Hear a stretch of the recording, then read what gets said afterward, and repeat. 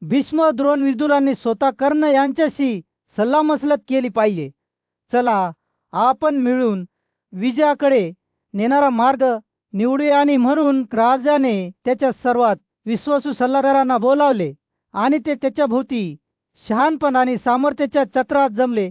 पांडवांचे आणि खरे तर संपूर्ण भारताचे भवितव्य अनिश्चितपणे अनांतरी राहिले, कारण या पराक्रमी योद्ध्यांनी त्यांच्या पर्यायावर विचार केला आणि त्यांच्या आयुष्यातील सर्वात मोठ्या लढाईसाठी तयारी केली. कुरु दरबारातील गरमागम वादविवादादरम्यान विदुराचे शब्द आव्हानासारखे हवेत तरंगले. पांडव आणि कुरु यांचे पूज्य आजोबा भीष्म उभे राहिले. त्यांच्या नजर धृतराष्ट्राकडे खेळल्या. राजाने या विषयावर त्यांचे मत विचारले होते. राजाबद्दलचा वाद भीष्म बोलू लागला. त्याचा आवाज स्थिर आणि संयमी होता. हे धृतराष्ट्र, पांडवाशी युद्ध करणे ही अशी गोष्ट नाही जी मी माफ करू शकतो. ते माझ्यासाठी तुमच्यासारखेच आहेत, जसे तुमचे पुत्र तुमच्यासाठी आहेत. मी त्यांना नेहमीच माझी स्वतःची मुले मानतो, प्रेम आणि आदरात समान मानतो. तो त्याच्या पुढे सभेचे सर्वेक्षण करताना थांबला. भीष्म पुढे म्हणाला, पांडवांना हे राज्य दुर्योधनाप्रमाणेच त्यांचा जन्मसिद्ध हक्क वाटते. भीष्म पुढे म्हणाला, जर त्यांना ते मिळाले नाही तर आपल्यापैकी कुणालाही त्यावर दावा करण्याचा अधिकार आहे असे आपण खरोखर म्हणू शकतो का? राजा, मी तुम्हाला विनंती करतो की त्यांनी आणि तुमच्या मुलांमध्ये राजाचे न्याय्य विभाजन करण्याच्या शहाणपणाचा विचार करावा. त्याचे शब्द प्रामाणिकपणे फुटले, परंतु त्यात तातडीचे संकेतही होते. ऐकताच धृतराष्ट्राचे डोळे आकुंचित झाले. त्याला माहित होते की भीष्माचे शब्द केवळ एका म्हाताऱ्या माणसाचे नव्हते, तर एका सुज्ञ सल्लागाराचे होते, ज्याने नेहमीच कुरु राजवंशाच्या कल्याणाला स्वतःच्या हितापेक्षा वर ठेवले होते. राजा अस्वस्थपणे त्याच्या आसनावर बसला. त्याच्या पर्यायांवर विचार करत होता.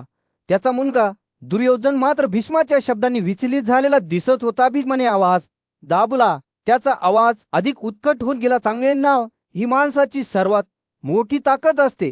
तो म्हणाला, हेच त्याला मृत्यूपर्यंत टिकून ठेवते. हे दुर्योधन, मी तुला विनवणी करतो, तुझ्या सत्तेच्या इच्छेमुळे तुझ्या निर्णयावर ढव येऊ देऊ नकोस. आमच्या कुटुंबाचा सन्मान लक्षात ठेवा आणि न्यायाने वागा. त्याचे डोळे दुर्योधनाकडे बंद झाले, जणू तो समजून घ्यायला तयार आहे. जेव्हा भीष्म बोलत होता तेव्हा त्याच्या मनात आठवणींचा पूर आला. ज्या दिवशी त्याने पोचण्याच्या विश्वासाने पांडवांचे घर जायल्याचे ऐकले होते, तो दिवस त्याला आठवला. त्याच्या आत जी वेदना आणि आक्रोश होता, तो आधारही कायम होता. मी कित्येक दिवस कोणत्याही जिवंत प्राण्याला भेटू शकलो नाही, असे त्याने उघड केले. त्याचा आवाज भावनेने भारलेला होता. भीष्माची नजर धृतराष्ट्राकडे वळली. त्याची अभिव्यक्ती म्हणजे दुःख आणि चिंतेचे मिश्रण. कुंतीच्या मुलांवर झालेल्या परिणामासाठी जग कदाचित पुरोचनाला पूर्णपणे जबाबदार धरू शकणार नाही. तो हळूच म्हणाला, पण हे राजा, तू आता त्याच्या कल्याणासाठी जबाबदार ठरतोस. त्यांचे अस्तित्व आणि परत येणे हा त्यांचा संरक्षक म्हणून तुझ्या कर्तव्याचा पुरावा आहे. भीष्माचे शब्द आव्हानासारखे हवेत लटकत राहिले, ज्यामुळे धृतराष्ट्र आणि दुर्योधन यांना त्यांच्या कृतींच्या परिणामाचा विचार करावा लागला. राज्याचे भवितव्य आणि त्यांचे भवितव्य. हस्तिनापूरच्या भव्य सभागृहात ज्ञानी आणि आदरणीय भीष्माने नुकतेच राजा धृतराष्ट्राला आपले मनोबत सांगणे संपवले होते. राजाचा सल्लागार द्रोण पुढे उभा राहिला. त्याचे डोळे परिस्थितीची सखोल समज घेऊन चमकले. महाराज, तो म्हणाला. त्याचा आवाज दृढ निश्चयाने भरलेला होता. जे योग्य आणि सत्य आहे ते बोलणे आणि कीर्तीला वाहक असणे हे सल्लामसलतीसाठी बोलावले गेलेले मित्र म्हणून आपले कर्तव्य आहे. या विषयावर मी भीष्माचे मत सामायिक करतो. पांडवांना राजाचा त्यांचा योग्य वाटा देऊया हा शाश्वत सद्गुण आहे. द्रोणांचे शब्द उन्हाळ्याच्या दिवशी सौम्य वाऱ्यासारखे सुखदायक आणि शांत करणारे होते. त्याने प्रस्तावित केले की राजा धृतराष्ट्राने पांडवांसाठी एक मोठा खजिना तसेच वर आणि वधू या दोघांसाठी महागड्या भेटवस्तू घेऊन द्रुपदला एक संदेशवाहक पाठवावा. द्रुपदसोबतच्या या नवीन युतीमुळे राजाच्या सामर्थ्यात आणि प्रतिष्ठित झालेल्या वाढीबद्दल संदेशवाहक बोला होता. जेव्हा द्रोणाने बोलले संपवले तेव्हा कर्ण भडकाऊ ज्वालेसारखा आवाज करत उभा राहिला. भीष्म आणि द्रोणाला तुमच्या संपत्तीने लाळ केले गेले आहे महाराज, तो म्हणाला. त्याचे शब्द उपहासाने टपकले. त्यांना तुम्ही नेहमीच तुमचे विश्वासू मित्र म्हणून मानता, ते तुम्हाला चांगला सल्ला न देण्या इतके मनोरंजक काय असू शकते? कर्वीचे डोळे द्वेषाच्या संकेताने चमकले. कर्णाने राजगृहचा राजा अमवीच्या याची कथा सांगितली, जो त्याच्या कामकाजाबाबत इतका निष्काळजी आणि अनभिबी होता की त्याचा मंत्री महाकर्णी राज्यातील सर्वोच्च अधिकारी बनला. परंतु त्याच्या हातात सर्व शक्ती असूनही महाकर्णी सिंहासन मिळवू शकला नाही, कारण नीतीनेच राज्यावर राज्य केले करण्याचे शब्द एका वादळी वाऱ्यासारखे होते, ज्याने सभागृहाचा पाया हादरला. महाराज, ही कथा आठवून ते म्हणाले, तुमच्या सल्लागारांच्या प्रामाणिकपणाचा किंवा इतर गोष्टींचा न्यायवाडा करा. त्यांच्यापैकी कोण दुष्ट आहे आणि कोण हुशारीने आणि चांगले बोलले आहे हे देखील निश्चित करा.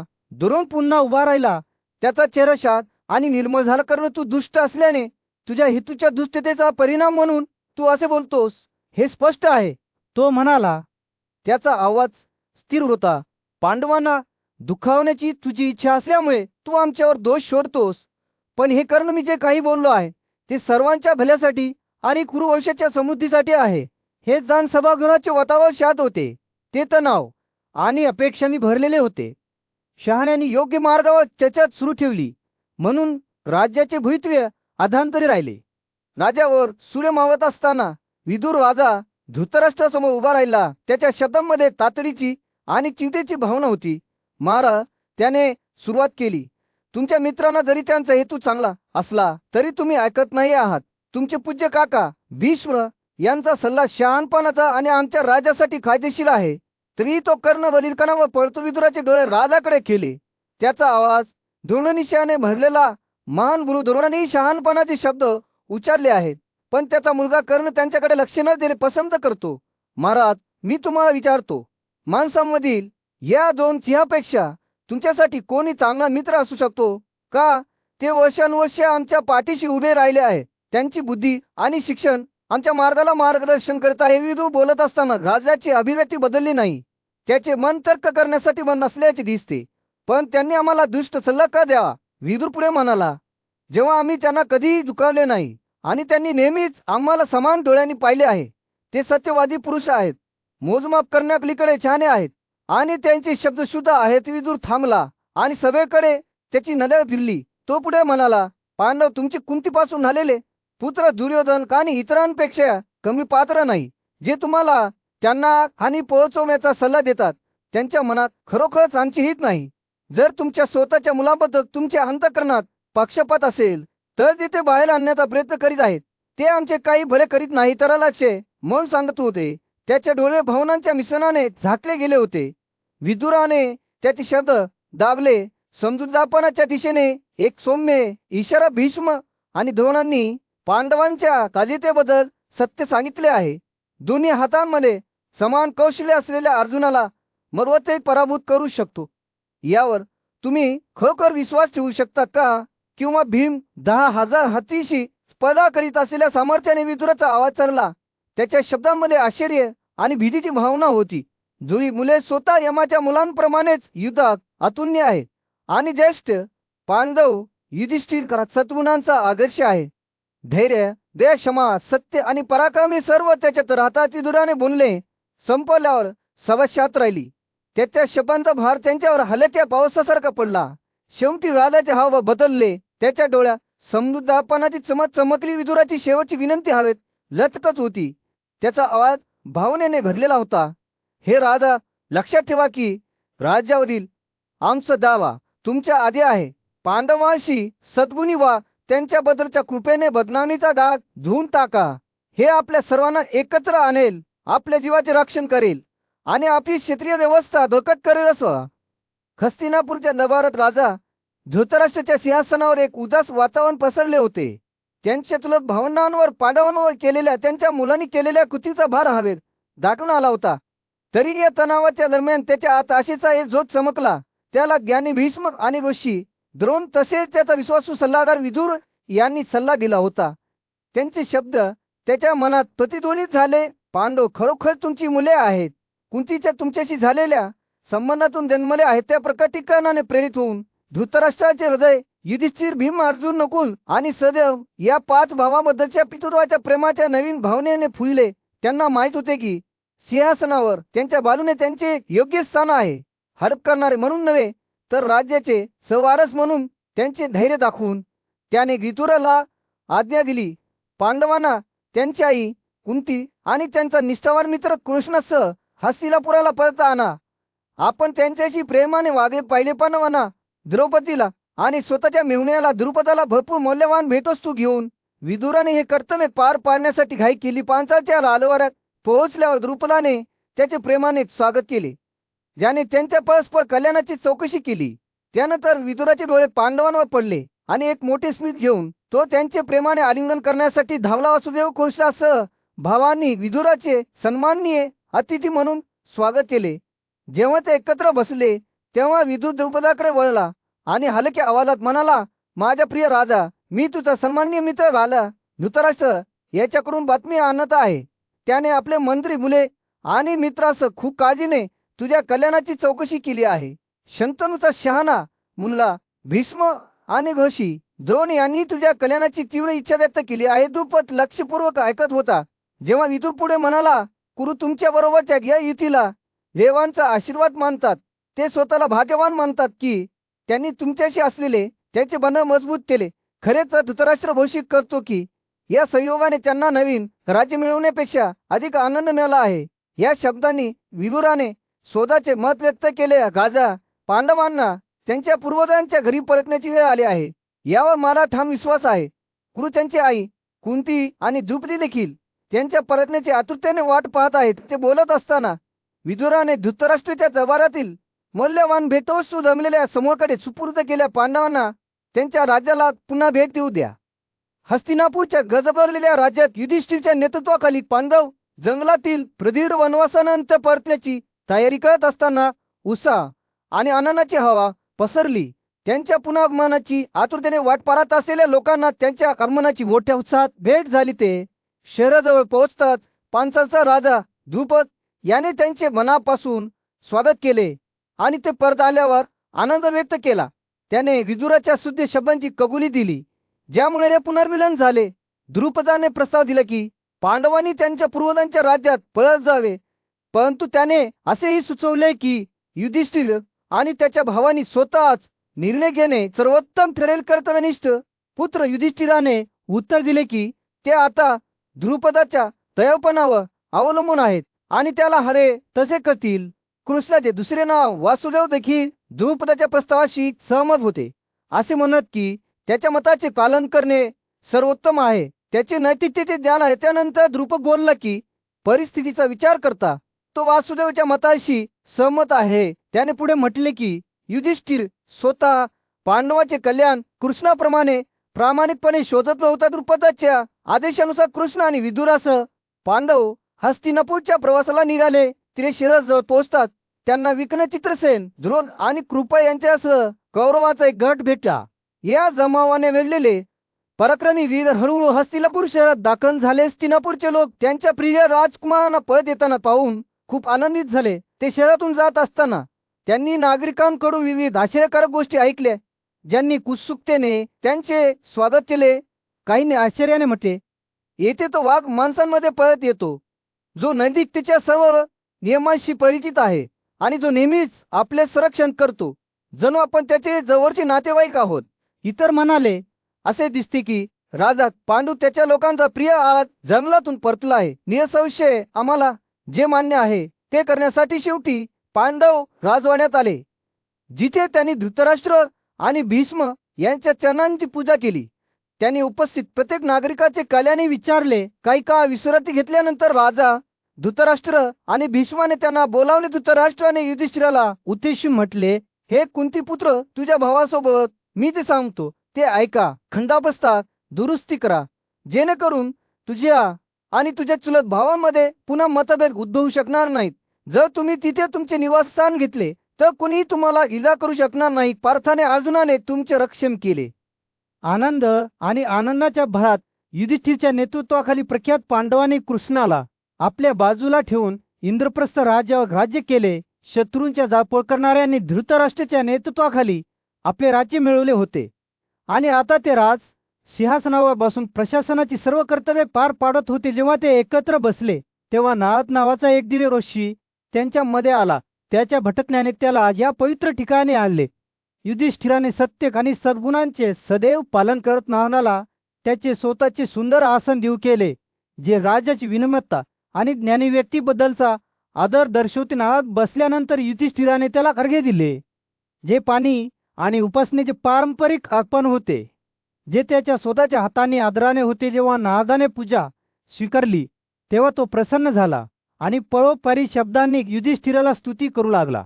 राजाने नारदाला त्यांच्या राज्याच्या स्थितीची माहिती दिली आणि पांडवांच्या सद्गुणी राजवटीने प्रसन्न झालेल्या कृषीने युधिष्ठिराला पुन्हा एकदा आपले स्थान घेण्यास सांगितले. कृष्णाला आतल्या सदैनिकेतून बोलावण्यात आले आणि नारदाच्या आगमनाची बातमी ऐकल्यावर द्रौपदीने दिव्य ऋषीकडे जाण्यापूर्वी स्वतःला योग्य प्रकारे शुद्ध केले.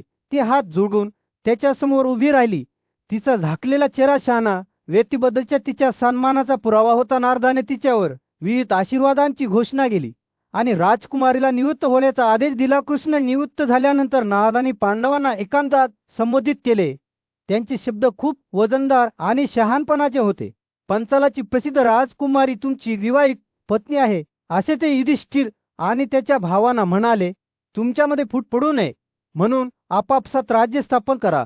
त्यानंतर कशिनी सुंद आणि उपसुंद या दोन भावांची एक प्राचीन कथा सांगितली, ज्यांना त्यांच्या अतूट बंधामुळे 3 विश्वांमध्ये गौरवण्यात आले होते. तथापि जेव्हा असुर राजाची मुलगी तिलोत्तम त्यांच्यासमोर प्रकट झाली तेव्हा भावांची मैत्री तुटली. ते या दिव्य सौंदर्याच्या इच्छेने भस्मसात झाले आणि शेवटी तिच्या नावाने एकमेकांचा वध केला. नारदाने युधिष्ठिराला त्याच्या भावाशी असलेली मैत्री टिकून ठेवण्याचा आणि त्यांच्यात फूट पाडू शकेल अशा कृती टाळण्याचा इशारा दिला. युधिष्ठिराला कुतूहल वाटू लागले आणि त्याने कशींना सुंदर आणि उपासनाची उत्पत्ती, त्यांचे नाते आणि तिलोत्तमाचे स्वरूप याबद्दल विचारले. राजाला सर्व काही जसे घडले तसे ऐकण्याची इच्छा होती. प्राचीन कथेतील त्याची आवड ही त्याच्या बुद्धी आणि ज्ञानाच्या इच्छेचा पुरावा होती. अशा प्रकारे नागाचे शब्द उन्हाळ्याच्या दिवशी सौम्य वाऱ्यासारखे हवेत लटकत होते, ज्यात प्राचीन ज्ञानाचा भार आणि महान शक्तीमध्ये मैत्री टिकवून ठेवण्याचे महत्त्व होते.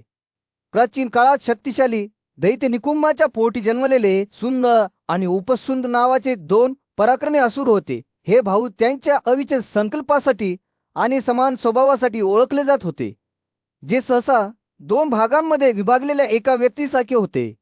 त्यांनी 3 जगांवर प्रभुत्व मिळविण्यासाठी कठीण प्रवास सुरू केला. त्यांची तपश्चर्या विंध्येच्या पर्वतांमध्ये झाली, जिथे ते त्यांच्या पायाच्या बोटांवर उभे राहिले. त्यांच्या मांसाचे तुकडे करणी फेकले आणि केवळ हवे जगले. देव आणि मौल्यवान मालमत्ता आणि सुंदर स्त्रियांनी त्यांचे लक्ष विचलित करण्याचा प्रयत्न केला, तरीही भावांचा संकल्प अटल होता. खगोलीयांनी त्यांच्या भ्रमाच्या शक्तींचा वापर केला, त्यांच्या प्रियजनांना संकटात ओढले, परंतु सुंद आणि उपसुंद खंबीर राहिले. भावांनी तपश्चर्या सुरू ठेवल्याने त्यांच्या तीव्र तपश्चर्येमुळे डोंगरातून वाफ निघू लागली. देव घाबरले आणि त्यांच्या प्रतीला अडथळा आणणारे अनेक अडथळे निर्माण झाले. तथापि त्यांना रोखण्याच्या आकाशीय प्रयत्नामुळे बंधू खंबीर राहिले. अखेरीस परम भगवान ब्रह्मसुंद आणि उपासुन यांच्यासमोर प्रकट झाला. त्यांनी त्यांच्या अतूट समर्पणाला मान्यता दिली. त्यांनी त्यांना त्यांच्या इच्छा दिल्या. सर्व शस्त्रांवर प्रभुत्व, भ्रमाची शक्ती, महान शक्ती आणि इच्छेनुसार कोणतेही रूप धारण करण्याची क्षमता. तरीही ब्रह्मने त्यांना अमरत्व देण्यास नकार दिला, कारण त्यांनी त्यांचे तपश्चर्या केवळ सार्वभौमत्वासाठी केल्या होत्या. सुंदर आणि उपसुंदर यांनी एकच अपवाद मागितला. ते एकमेकांच्या समोर निर्भरता त्यांच्या संकल्पाने प्रसन्न झालेल्या ब्राह्मणाने हे वरदान दिले. त्यांच्या नवीन शक्तीसह भावानी त्यांची तपस्या थांबवली आणि ब्राह्मण त्याच्या राज्यात परतलाता अजय असलेले पराक्रमी दैत्य घरी परतले, जिथे त्यांचे मित्र आणि नातेवाईकांनी त्यांचे मोठ्या आनंदाने स्वागत केले. सुंद आणि उपसुंद यांनी त्यांचे जाळीदार कुरूप कापले, मुकुट घातले आणि महागड्या पोशाखात स्वतःला सजवले. ते अगदी चंद्राच्या चक्रात हात घालून दररोज रात्री त्यांच्या शहरावर चढत असत. परिणामी दैत्यांचे शहर जल्लोष आणि उत्सवाचे केंद्र बनले. मेजवानी गायकाने हास्याचे आवाज, टाळ्या वाजवणे आणि आनंदी आरडाओरड्यासह हवा भरून गेली. सुंद आणि उपसुंदर सर्व प्रकारचे करमणूक आणि खेळात गुंतलेले असताना वेळ स्वतःच स्थिर असल्याचे दिसले. त्यांच्या अजेतेमुळे त्यांना 1 वर्ष म्हणजे फक्त 1 दिवस त्याच्या पूर्ण मर्यादेपर्यंत जीवन जगता आले. हिवाळ्याचा शेवट साजरा करणाऱ्या उत्सवाच्या दरम्यान दैत्यबंधू सुंद आणि उपसुंद यांनी एक दुष्ट योजना विण्यास सुरुवात केली. त्यांची अंतःकरणे महत्वाकांक्षेने उजळली. त्यांनी तिन्ही जग जिंकण्याचा आणि सर्व अस्तित्वावर सार्वभौमत्वाचा दावा करण्याचा प्रयत्न केला. त्यांनी शस्त्रास्त्रे परिधान केलेल्या आणि प्राणघातक गदा कुऱ्हाड भाले आणि लाट्यांनी सज्ज असलेल्या त्यांच्या विशाल सैन्याला बोलावले. क्षण सुख स्तोत्रे गात असताना, दैत्यबंधू माग नक्षत्रावर चढत असताना, रात्रीच्या आवरणाखाली निघाले देवांच्या राज्याकडे झेपावत असताना त्यांची विजयी मिरवणूक आकाशातून प्रतिध्वनित होत होती. त्यांच्या प्रवेशाची जाणीव असलेले खगोलीय प्राणी दक्षिण ब्राह्मणाच्या प्रदेशात पळून गेले. प्रचंड पराक्रमाने संपन्न असलेल्या सुंद आणि उपासुंडाने सहजपणे इंद्राच्या प्रदेशांवर विजय मिळवला आणि यक्ष राक्षसना आणि आकाशात राहणाऱ्या इतर प्राण्यांचा पराभव केला. त्यानंतर त्यांची मोहीम त्यांना खालच्या भागात घेऊन गेली, जिथे त्यांनी नागांना पराभूत केले आणि नंतर समुद्रातच उतरले. समुद्राच्या खोल भागात राहणारी म्लेच्छे ही जमात त्यांच्या सामर्थ्यापुढे थरथरत होती. सुंदा आणि उपासुंदा यांनी त्यांच्या सैनिकांना महान महासागराच्या पूर्वेकडील किनाऱ्यावर बोलावले. त्यांचे आदेश स्पष्ट होते: ब्राह्मण आणि शाहिरोशीची कत्तल केलीच पाहिजे, कारण ते असुरांचे शत्रू आहेत. यज्ञ आणि विधींद्वारे देवांची शक्ती टिकून ठेवतात. दैत्यबंधू ही क्रूर आज्ञा पूर्ण करण्यासाठी बाहेर पडले. त्यांच्या पार्श्वभूमीवर नाशाची पायरी सोडून गेले. त्यांनी यज्ञ करणाऱ्या ब्राह्मणांना आणि त्यांना मदत करणाऱ्या गास ऋषींना निर्घुणपणे ठार मारले. जेव्हा त्यांच्या सैनिकांनी समुद्रामध्ये यज्ञाची आग लावली, तेव्हा प्रसिद्ध ऋषींनी केलेले शाप ब्राह्मणाने दिलेल्या असुरबंधूंच्या वरांच्या विरोधात व्यर्थ ठरले. ऋषी त्यांच्या पवित्र व्रतांचा आणि विधींचा त्याग करून घाबरून पळून गेले. ज्यांनी तपस्वी यश मिळवले होते आणि ध्यानाचे सखोल समर्पण केले होते, ते देखील सुंद आणि उपासुंडाच्या रागाचा प्रतिकार करू शकले नाहीत. मुनीचे एकेकाळी शांततापूर्ण असे स्थान निर्जन होते. त्याची पवित्र जहाजे तुटलेली होती आणि त्यातील वस्तू जमिनीवर विखुरलेल्या होत्या. विश्व कोसळल्यासारखे वाटत होते, जणू एखाद्या वैश्विक विसर्जनादरम्यान त्याचे कापड फुटले होते. जेव्हा सर्व घोषी नाहीसे झाले, तेव्हा सुंद आणि उपासुंद विविध रूपे धारण करू लागले. वेडे हत्ती, सिंह, वाघ आणि इतर प्राण्यांच्या भीतीदायक वेशांनी ते त्यांच्या शिकारीचा पाठलाग करत गुहांमध्ये असे घेतलेल्या उर्वरित तोशीची शिकार करत होते. त्यांच्या क्रोधाला कोणतीही मर्यादा नव्हती, कारण त्यांनी त्यांच्या पिताची निर्भयपणे कत्तल केली. यज्ञसन आणि विधीविना पृथ्वी ओसाड पडली होती. राजे आणि ब्राह्मणांचा नाश झाला. एक निर्जन परिदृश्य मागे सोडले गेले. सर्व व्यापार बंद झाल्याने लोक घाबरून हताश होऊन आरडाओरडा करत होते. शरीरे आणि आश्रयस्थाने रिकामी गोळे कचा बनली. एका दूरच्या प्रदेशात दिव्य ऋषी सिद्ध आणि उच्चारात्मा असलेले ऋषी सुंद आणि उपसुंद यांनी केले सार्वत्रिक कत्तलीचे विनाशकारी कृत्य पाहून दोखाने भारावून गेले होते. त्यांची भावना, इंद्रिये आणि संपूर्ण नियंत्रणाखाली असलेले आत्मे ते विश्वाबद्दलच्या करुणेने प्रेरित होऊन आलोबाच्या निवासस्थानाजवळ पोहोचले. नात्वाच्या निवासस्थानी पोहोचल्यावर ते देवसिद्ध आणि ब्रह्मर्षीमध्ये बसलेले दिसले. देवतांचा देव महादेव अग्निवायू, सोम, सूर्य, सक्र आणि इतर प्रतिष्ठित ऋषींसोबत उपस्थित होता. आकाशीय ऋषींनी नातवाला असुर बंधूंनी केलेल्या अत्याचारांचे वर्णन केले. तेव्हा हवा अपेक्षेने दाट झाली होती. त्यांनी त्यांच्या गुन्ह्यांच्या प्रत्येक पैलूचे तपशीलवार वर्णन केले, ज्यात त्यांनी कोणतीही कसर सोडली नाही. जिने लक्षपूर्वक ऐकले, त्याच्या मनात परिस्थितीचे गांभीर्य तोलले गेले. काही क्षण विचार केल्यानंतर त्याने सुंद आणि उपासुंडाच्या दृष्टीच्या राजवटीचा अंत करण्याचा निर्णय घेतला. खगोलीय वास्तुविशारद विश्वकर्मांना बोलावून त्याने त्याला सर्वांची मने मोहित करू शकणारी मुलगी तयार करण्याची आज्ञा दिली. विश्वकर्माने आजी नमन केले आणि अतिशय काळजीपूर्वक आपल्या कामाची सुरुवात केली. त्याने विविध रत्नांमधून उत्कृष्ट वैशिष्ट्ये गोळा केली आणि त्या मुलीच्या शरीरात पोहोचल्या. परिणामी तिलोत्तमा ही एक दिव्य कन्या होती, जिच्या सौंदर्याने स्वतः स्त्रीच्या सौंदर्याची स्पर्धा केली. तिची उपस्थिती एका तेजस्वी सूर्यासारखी होती, जी प्रत्येक प्राण्याचे डोळे आणि अंतकरणे मोहित करत होती. आजीने तिला तिलोत्तमा हे नाव दिले, जे तिच्या विलक्षण सौंदर्याचे प्रतीक होते. ती जिवंत होताच तिने भ्रमाला नमन केले आणि तिच्या उद्देशाबद्दल विचारले. आजीने तिला तिच्या मोहक सौंदर्याने सुंदर आणि उपासुंडाला मोहात पाडण्याची सूचना केली, ज्यामुळे ते एकमेकांशी भांडले. होकाराती होकार देत तिलोत्तमाने दिव्य संमेलनात फेरफटका मारला. मात्र केवळ महादेव आणि इंद्र त्यांच्या मनाची शांतता टिकून ठेवू शकले. ती महादेवाच्या बाजूने जात असताना त्याचे शरीर रूपांतरित झाले. 4 चेहरे आणि 1000 डोळे प्रकट झाले. इतर खगोलीय आणि ऋषींनी त्यांचे चेहरे सर्व दिशांकडे वळवले. त्यांची नजर तिलोत्तमाच्या तेजस्वी शिल्पाकडे वळली. जेव्हा ती अश्वांच्या शहराकडे रवाना झाली तेव्हा सर्वांनी तिचे ध्येय आधीच पूर्ण झाल्याचे मानले. सखोल हेतूने तिलोत्तमा सुंदा आणि उपसुंदाला त्यांच्या बालेकिल्ल्याच्या मध्यभागी तिची वाट पाहत असलेल्या नशिबाची जाणीव न होता फसवण्यासाठी निघाला. त्याच्या योजनेवर समाधानी असलेल्या नातवाने आकाश आणि ऋषींना बरखास्त केले, ज्यामुळे त्यांना तिलोत्तमाच्या मोहिमेच्या परिणामाची प्रतीक्षा करावी लागली. दूरच्या काळात सुंद आणि उपसुंद या असुर बंधूंनी कोणीही प्रतिस्पर्धी मागे न सोडता तिन्ही जग जिंकले होते. त्यांच्या वर्चस्वाला आव्हान न देता त्यांनी स्वतःला आनंद आणि आनंदासाठी समर्पित केले. विश्वाच्या प्रत्येक आनंदात गुंतले होते. ते अनेकदा विणे पर्वतराणाच्या पठारावर एकत्र जमायचे. त्यांच्या भोवती फुलणारी झाडे आणि सुंदर स्त्रिया असायच्या, जे त्यांच्या स्तुतीमध्ये नाचत आणि गात असे. एके दिवशी भाऊ या मुली समवेत एका उत्कृष्ट आसनावर बसले असताना तिलोत्तमा घटनास्थळी दिसली. ती अतुलनीय सौंदर्याची मुलगी होती. तिने लाल रेशमाच्या एका तुकड्यात तिचे सौंदर्य दाखवले होते. त्यांच्या अतिरेक्यामुळे आधीच लक्षात असलेले असुर बंधू तिला पाहून भारावून गेले होते. ते पटकन तिच्याजवळ आले. प्रत्येक जण तिला स्वतःचे म्हणून दावा करू लागला. तिलोत्तमाच्या प्रेमाबद्दल वाद घालताना त्यांच्या संतप्त आवाजाने हवा भरून दिली. ती माझी पत्नी आहे, सुंद म्हणाली. तर उपासुंदाने उत्तर दिले नाही, ती माझी आहे. भावांच्या शब्दांच्या हाणामारीत रूपात झाले आणि लवकर ते उग्र दर्जाची देवाणघेवाण करत होते. प्रत्येक जण आग्रह करत होता की तो तिचा हात मिळवणारा पहिला माणूस होता.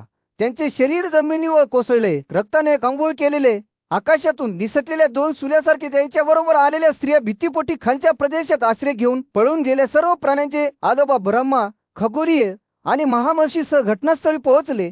त्यांनी तिलोत्तमाच्या सौंदर्याचे कौतुक केले आणि तिला वरदान देण्याची इच्छा व्यक्त केली. ती बोलल्यापूर्वी तथापि सर्वोच्च देवता विष्णूने हस्तक्षेप केला.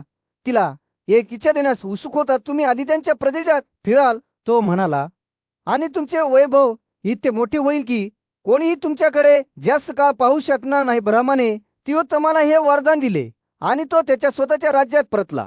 इंद्राने त्याच्या योग्य ठिकाणी परत येऊन तिन्ही जग पुन्हा एकदा व्यवस्थित केले. ही शोकांतिका नारद या वशीने सांगितली होती. ज्याने या घटना घडताना पाहिल्या होत्या त्याने भरतवंशाच्या पांडवांना सावध केले की त्यांनी त्यांची सामान्य पत्नी द्रौपदीबद्दल भांडणे टाळावीत, अन्यथा त्यांचे असेच हाल होतील. नारदांच्या शब्दांनी प्रेरित होऊन पांडवांनी आपापसात एक राजवट स्थापन केली. जेव्हा त्यांच्यापैकी एक द्रौपदी सोबत बसला असता, इतर 4 पैकी कोणी 12 वर्षे जंगलात ब्रह्मचारी म्हणून नियुक्त होईल. अशा प्रकारे महान मुनीनाथ पांडवांवर प्रसन्न झाले आणि आपल्या इच्छित गंतव्यस्थानाकडे रवाना झाले.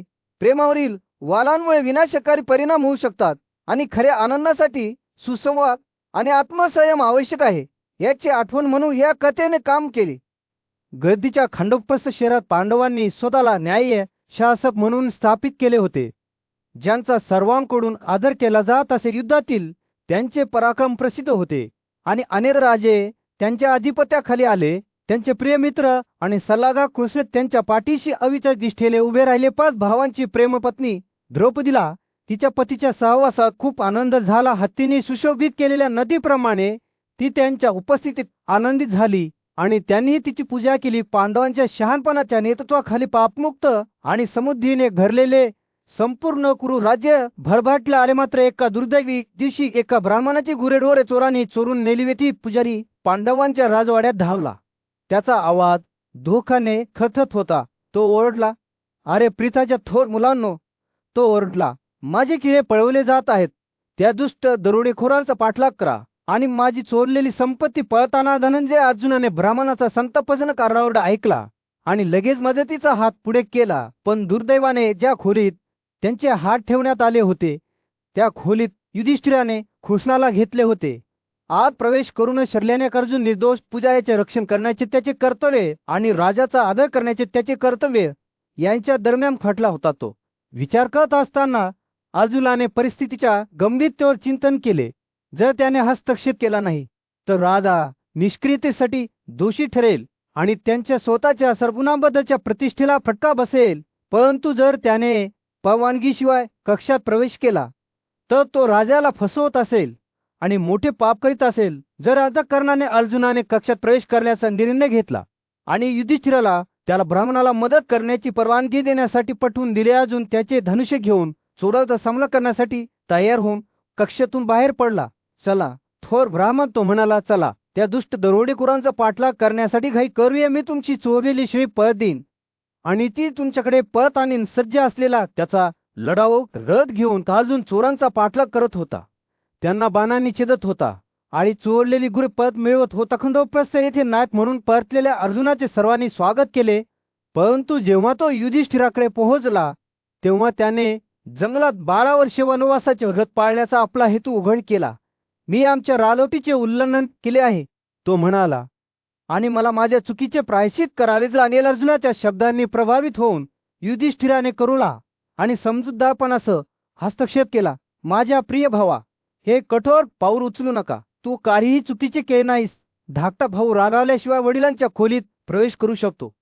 या शब्दांनी युधिष्ठिराने अर्जुनाच्या शंका दूर केल्या आणि त्याला शहरात राहण्याची परवानगी दिली. पण अर्जुन खंबीर भारताच्या हिरव्यागार हृदयात जिथे पवित्र गंगा नदी हळूवारपणे वाहते, पांडव वर्षाचा पराक्रमी योद्धा अर्जुन आध्यात्मिक प्रवासाला निघाला. तो जंगलासाठी निघाला तेव्हा प्राचीन वेदांमध्ये कुशक आणि परमात्म्याच्या चिंतनाला समर्पित असलेल्या प्रतिष्ठित ब्राह्मणाची एक मिरवणूक त्याच्या मागोमाग आली.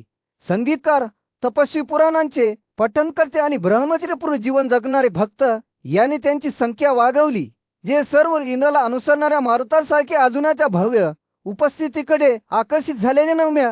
जंगले, तलाव, नद्या, समुद्र आणि पाण्यातून प्रवास करत असताना अर्जुनाला श्वास रोखून धरायला लावणारे सौंदर्य जे दिसले. पराक्रमी नायक गंगेच्या उगमस्थानी पोहोचला, जिथे त्याने काही काळ स्थायिक होण्याचा निर्णय घेतला. तेथे त्याच्याबरोबर आलेल्या ब्राह्मणामध्ये त्याने एक विलक्षण दृश्य पाहिले. पवित्र प्रवाहाच्या काठावर दररोज असंख्य अग्निउत्तर घेतली विधी केले जात. सतीद्वान ब्राह्मणांनी त्यांच्या मंत्रांनी आणि प्रक्षालनाने या प्रदेशाचे रूपांतर स्वर्गात केले. यज्ञासाठी लागलेली आग उजळली आणि शुद्ध लोणीचे तर्पण आकाशीय आमतासारखे वाहू लागले आणि गंगा स्वतः दैवी ऊर्जा उत्सर्जित करत होती. अजून त्याच्या प्रचारणासाठी नदीत उतरला आणि नागांचा राजा कौरवाची मंत्रमुग्ध करणारी मुलगी उलुपीने त्याला अचानक वाहून नेले. इच्छेच्या देवाने आग्रह धरल्याने ती अर्जुनाला दूरवरून पाहत होती. जेव्हा त्याला स्वतःला नागा राजाच्या सुंदर हवेलीमध्ये नेले जात असल्याचे दिसले तेव्हा अर्जुनाला त्याच्यासाठी एकटेच प्रज्वलित केलेला यज्ञ अग्नी दिसला. अग्नीचा देव अग्नीला प्रसन्न करून त्याने भक्तिभावाने अग्नीसमोर आपले संस्कार केले, ज्याने अर्पण स्पष्टपणे स्वीकारले. त्यानंतर अर्जुनाने उलुपीला स्मितहास्याने संबोधित केले, हे सुंदर मुलगी, तू किती उतावीळपणा केला आहे. हा सुंदर प्रदेश कोणाचा आहे आणि तू कोण आहेस? अजून अविवाहित असलेल्या आणि अर्जुनाच्या इच्छेने त्रस्त असलेल्या उलुपीने कौरवाची मुलगी म्हणून आपली ओळख उघड केली. तिने त्याला तिच्या इच्छेस बळी पडण्याची विनवणी केली आणि त्याला आश्वासन दिले की जर त्याने तिला तिच्यापासून वाचवले तर त्याचा सद्गुण कमी होणार नाही. ज्ञानी पुरुषांच्या मते एखाद्याने अशा स्त्रीला स्वीकारले पाहिजे जी त्यांना प्रामाणिकपणे आणि भक्तीने आनंदित करते. जर अर्जुनाने नकार दिला तर उलुपीने स्वतःचा नाश करण्याची शपथ घेतली. उलुपीच्या शब्दाने आणि तिच्या दोखाने प्रेरित होऊन अर्जुन सद्गुण आणि करुणेने प्रेरित होऊन तिच्या इच्छेस बळी पडण्यास तयार झाला. उलुपी सर त्याने ती रात्र नागा राजाच्या राजवाड्यात घालवली आणि दुसऱ्या दिवशी सकाळी सूर्यास्त उगवला. जेव्हा ते गंगा मैदानी प्रदेशात परतली तेव्हा उलुपीने तिला सुट्टी दिली. तिच्या स्वतःच्या निवासस्थानी परतली. वियोग करण्यापूर्वी तिने अर्जुनाला एक वरदान दिले. पाण्यात अजेता असे घोषित केले की प्रत्येक जसजसा सूर्य जंगला उगवला, कुंतीचा शूर आणि उदात्त पुत्र अर्जुन त्याच्या वनवासातून नवीन प्रवास सुरू करण्यासाठी बाहेर पडला. त्याने अनेक वर्षे एकांतात घालवली होती. त्याच्या भूतकाळातील कृतीवर चिंतन केले होते आणि त्याच्या भविष्यातील मार्गाचे मार्गदर्शन घेतले होते. आता तो जगात पुन्हा प्रवेश करण्यास तयार होता, परंतु एका नवीन उद्देशाने त्याच्यासोबत राहणाऱ्या ब्राह्मणांसोबत अजून आध्यात्मिक ज्ञान आणि शुद्धीकरणाच्या शोधात हिमालयाकडे निघाला. ते पवित्र शिखरांमधून प्रवास करून अगस्त्यवत येथे थांबले, जिथे त्यांनी वशिष्ठाच्या आश्रमाला भेट दिली. तेथून ते भृगूच्या शिखरावर गेले, जिथे अर्जुनाने त्याचे स्नान केले आणि ब्राह्मणांना हजारो बाई आणि घरे दिली. जसं तो प्रवास करत होता, अर्जुनाने हिरण्यविंदाचा पवित्र आश्रय पाहिला, जिथे त्याने अनेक पवित्र प्रदेश पाहिले आणि त्याचे विधी केले. त्यानंतर तो त्याच्या साथीदारांसह त्या उंचीवरून उतरला. पूर्वेकडील प्रदेश पाहण्यास उत्सुक होता. त्यांनी वन आणि कलिंगमधून प्रवास केला, सर्व पवित्र जलक्षेत्रांना आणि इतर पवित्र स्थळांना भेट दिली आणि अर्जुनाने जाताना भरपूर संपत्ती दिली. त्याच्या संपूर्ण प्रवासात त्याच्यासोबत असलेल्या ब्राह्मणांनी अखेरीस कलीम राज्याच्या प्रवेशद्वारावर त्याला निरोप दिला. त्यांचे कर्तव्य पूर्ण झाले. अजून आता काही सेवकांसह एकटाच विविध देश आणि पवित्र ठिकाणे ओलांडून महासागराच्या दिशेने पुढे सरकला.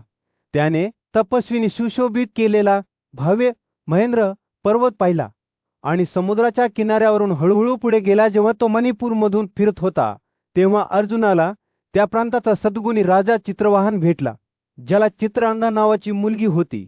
तरुण राजकुमारी तिच्या सौंदर्यासाठी प्रसिद्ध होती आणि अर्जुनाचे मन लगेच तिच्याकडे आकर्षित झाले. त्याने लग्नासाठी राजाच्या हाताची विनंती केली. परंतु राजा जरी क्षत्रिय म्हणून अर्जुनाच्या उंचीवर प्रसन्न होता, तरी त्याने एक आश्चर्यकारक स्थिती प्रकट केली. राजाने स्पष्ट केले की त्याच्या पूर्वजांना महान देव शिवाने एक वरदान दिले होते.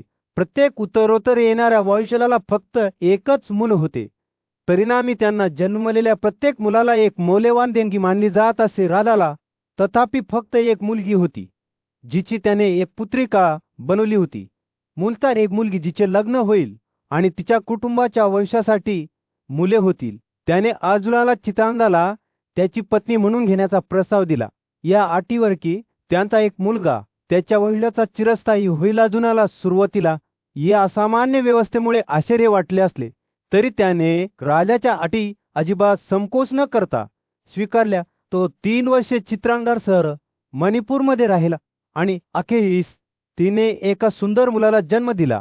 राजाकडून निरोप घेण्यापूर्वी अर्जुन त्याच्या नवीन मुलीला प्रेमाने आलिंगन देऊन खूप आनंदित झाला. सूर्याने चुंबन घेतलेले समुद्र किनारे आणि दक्षिणेकडील समुद्रातील स्फटिक स्वच्छ पाणी हे भरत राजवंशाचा पराक्रमी योद्धा अर्जुनाला सूचित करत होते. त्याने या पाण्यात वाहणाऱ्या पवित्र नद्यांच्या कथा ऐकल्या होत्या. प्रत्येक नदी प्राचीन ऋषींच्या आशीर्वादाने ओतप्रोत होती. अगस्त्य, समुद्र, पौर्णमा, कर्दमा आणि भारद्वाज या 5 नद्यांमध्ये गूढ गुणधर्म आहे, जे त्यांच्या पाण्यात स्नान करणाऱ्यांची पापे धुवून टाकण्यास सक्षम आहे असे म्हटले जाते. जेव्हा अर्जुन या पूज्य नद्यांच्या जवळ पोहोचला तेव्हा त्याच्या लक्षात आले की त्या निर्लेप दिसत आहेत. जवळ खाणाऱ्या सद्गुणी तपस्वी हे पाणी टाळत होते. ते एकमेकांमध्ये एका गडद गुपिताबद्दल कुजबुजत होते. पवित्र पुरुषांच्या एका गटाने आदराने हात जोडून अर्जुनाला सत्य सांगितले, हे 5 पवित्र पाने आम्ही दूर ठेवले आहे, कारण ते 5 भीतीदायक मगरीचे घर आहे, जे आज स्नान करण्याचे धाडस करणाऱ्या संशयास्पद तपस्वींना शिकार करतात. अर्जुनाची उत्सुकता वाढली होती. तो नेहमी अज्ञात आणि अस्पष्ट गोष्टींकडे आकर्षित होत असे अनेक चेतावणी देऊनही त्याने अधिक तपास करण्याचे ठरवले. तो सौम्यपणे समुद्रात वाहणाऱ्या सौभद्र नदीकडे निघाला. तो त्याच्या पाण्यात जात असताना एक विशाल मगरी खोलीतून बाहेर आली आणि अर्जुनाचा पाय पकडत असताना त्याचे जबडे विदीर्णपणे फुटल्याशिवाय योद्धा डगमगला नाही. अविश्वसनीय ताकदीने त्याने संघर्ष करणाऱ्या प्राण्याला पकडले आणि त्याला किनाऱ्यावर खेचले. पण जेव्हा ते कोरड्या जमिनीवर पोहोचले तेव्हा काहीतरी चमत्कारिक घडले. मगरीचे एका श्वास रोखून धरायला लावणाऱ्या सुंदर मुलीमध्ये रूपांतर झाले. तिची त्वचा एका अलौकिक तेलाने चमकली आणि तिचे डोळे रात्रीच्या आकाशात ताऱ्यासारखे चमकले. विचित्र दृश्य पाहून अर्जुन आश्चर्यचकित झाला. त्याचे हृदय आश्चर्याने आणि कुतूहलाने भरलेले असताना तो त्या मुलीजवळ गेला. हे मंत्रमुग्ध करणारे तू कोण आहेस? त्याने विचारले. त्याचा आवाज भीतीने थरथरत होता. ज्या मुलीचे नाव वर्ग होते तिने उत्तर दिले की ती एक अप्सरा आहे, देवांच्या क्षेत्रातील एक दिव्य प्राणी आहे. तिला ध्यानात खोल गुंतलेल्या एका तरुण ब्राह्मणाचे लक्ष विचलित करण्यासाठी पाठवण्यात आले होते वर्ग.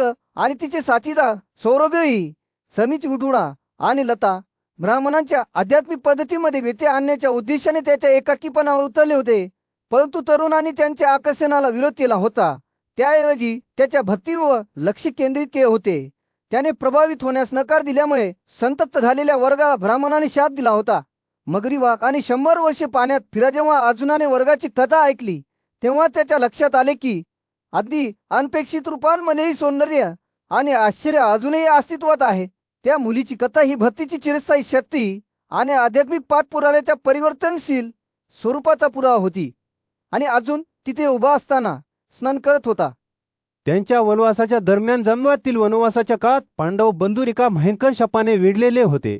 त्यांना इच्छेच्या देवाचा मोह झाला होता आणि त्यांनी अयोग्य वागणूक दिली होती, ज्यामुळे तपस्वी, संपत्ती आणि कठोर व्रतासाठी ओळखल्या जाणाऱ्या ब्राह्मणाचा राग अनावर झाला होता. अप्सऱ्यांपैकी एक असलेल्या वर्गाने अजून आला त्यांच्या पत्नाला कारणीभूत ठरलेल्या घटनांचे वर्णन केले. आम्ही तरुण आणि मूर्ख होतो, ती म्हणाली.